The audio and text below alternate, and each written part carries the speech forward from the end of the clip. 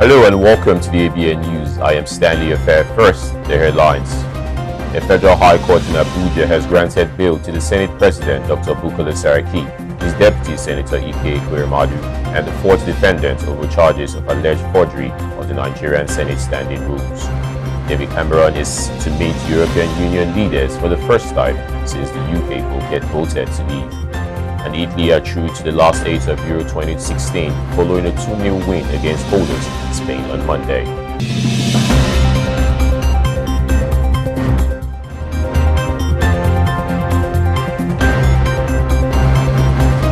And now the news in details.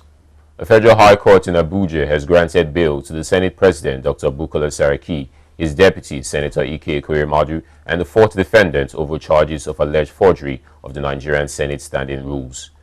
The decision was made on Monday when they appeared before the court.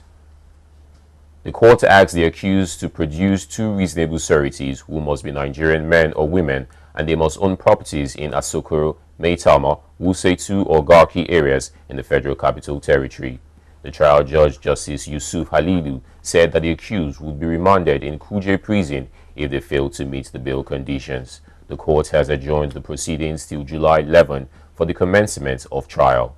The 2 Senate leaders were arraigned before the Federal High Court, along with the former clerk of the National Assembly, Mr. Salisu Makausua, and his deputy, Mr. Benedict Efeturi.